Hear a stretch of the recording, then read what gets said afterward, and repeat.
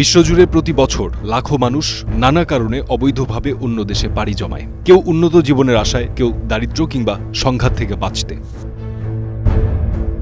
Mexico থেকে যুক্তরাষ্ট্র, মধ্যপ্রাচ্য ও আফ্রিকা থেকে ইউরোপ প্রতিদিনই এমন হাজারো অবৈধ অনুপ্রবেশের ঘটনা ঘটে। তবে এই অবৈধ অভিবাসীদের আটক করলে সেসব দেশে চলে আইনগত প্রক্রিয়া, আদালত, শাস্তি কিংবা ফেরত পাঠানোর ব্যবস্থা। কোনো ভূখণ্ডে প্রবেশের পর সেখানকার নাগরিকরা হামলা বা নির্যাতন করে, এমন তথ্য সাধারণত পাওয়া যায় না।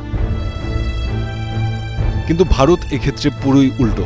প্রতিবছর সীমান্তে বাংলাদেশিদের পাখির মতো গুলি করে হত্যা যেন নিয়মিত ঘটনায় পরিণত হয়েছে। মানবাধিকার সংস্থাগুলোর তথ্য বলছে, শুধু গত এক দশকেই বিএসএফ এর গুলিতে নিহত হয়েছেন শতাধিক বাংলাদেশি। তাদের বেশিরভাগই কৃষক, শ্রমিক বা পথ হারানো সাধারণ মানুষ।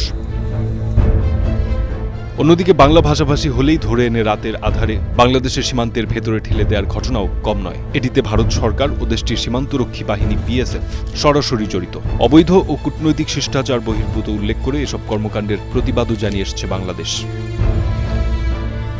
শুধু সীমান্তরক্ষী বাহিনী নয়, সাম্প্রতিক বছরগুলোতে ভারতের সীমান্তবর্তী রাজ্যগুলোতে সাধারণ নাগরিকরা হয়ে উঠেছে সহিংস। আইন, নিয়ম, নীতির তোয়াক্কা না করে হামলে পড়েছে। বাংলাভাষী মানুষ দেখলেই অনেক জায়গায় সন্দেহ, হেনস্থা, এমনকি পিটিয়ে মেরে ফেলার ঘটনাও নেহাত কম নয়।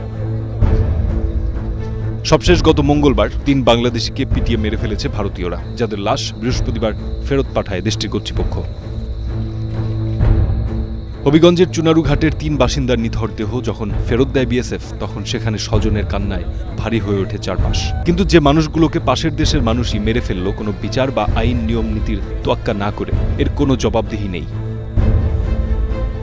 এদিকে এই ঘটনার কড়া প্রতিবাদ জানিয়েছে বাংলাদেশ। আজ পররাষ্ট্র মন্ত্রণালয়ের এক বিবৃতিতে এই ঘটনাকে ভয়াবহ উল্লেখ করে সুষ্ঠু তদন্ত ও জড়িতদের বিচারের দাবি জানানো হয়েছে। একই সঙ্গে এ ধরনের অমানবিক কর্মকাণ্ড বন্ধে ব্যবস্থা নিতে ভারত সরকারের প্রতি আহ্বান জানিয়েছে বাংলাদেশ। ফারদিন খান, স্টার নিউজ।